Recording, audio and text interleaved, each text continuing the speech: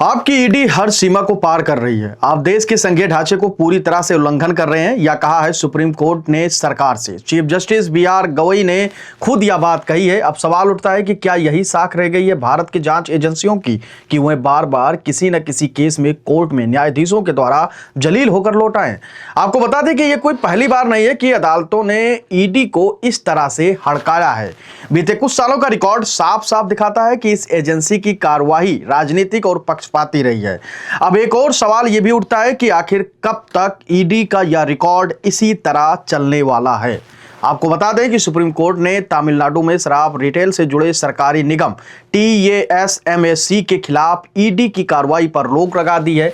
Chief justice Bhushan Ram Krishna Gavai की अध्यक्षता वाली बेंच ने सुनवाई के दौरान ईडी के रवैये पर कड़ी नाराजगी जताई। बेंच ने कहा कि एजेंसी ने सभी हदें पार कर दी है। तमिलनाडु सरकार का कहना था कि उसने 2014 से 2021 के बीच खुद तमिलनाडु स्टेट मार्केटिंग निगम के अधिकारियों और कर्मचारियों के खिलाफ 41 FIR दर्ज करवाई। शराब बिक्री का लाइसेंस देने में गड़बड़ी समेत दूसरे आरोपों की जांच राज्य की एजेंसियां कर रही थी, लेकिन इसी बीच ईडी ने मामले में केस दर्ज कर लिया। यह केस सीधे निगम के खिलाफ है।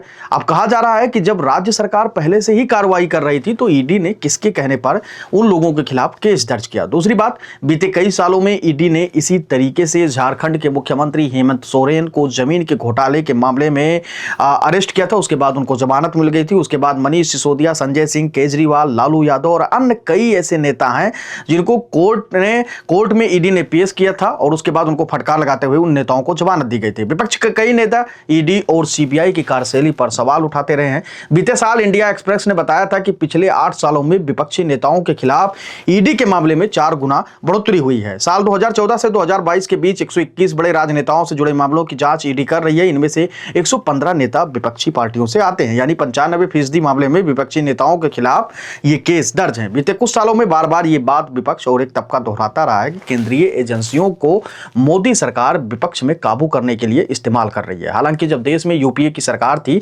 तब सुप्रीम कोर्ट ने 2013 में एक टिप्पणी की थी कि सीबीआई सरकार का तोता है। केंद्र में बैठी सरकार अपने मताहत काम करने वाली एजेंसियों का इस्तेमाल राजनीतिक विरोधियों के खिलाफ कर रही है। यह आरोप नया नहीं है।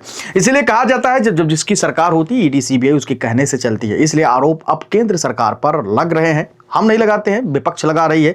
और उनका साफ तौर पे कहना है बीते कुछ दशकों में और कुछ सालों में कि लगातार मोदी सरकार विपक्षियों को ईडी के सहारे डराने की कोशिश कर रही है। और देखा गया है कि कई सारे मामलों में ईडी सीबीआई को कोर्ट ने फटकार भी लगाई है कि बिना छानबीन के आपने कैसे किसी के ऊपर मुकदमा कर दिया। वैसे इस पूरी खबर को लेकर आपकी क्या कुछ राय है, आप हमें कमेंट सेक्शन में जरूर बताइएगा। और यह भी बताइएगा कि क्या वास्तविकता में ईडी अपने अधिकारों का हनन कर रही है, दुरुपयोग कर रही है और किसी के कहने पर इस तरीके की कार्रवाई को वो अंजाम दे रही है।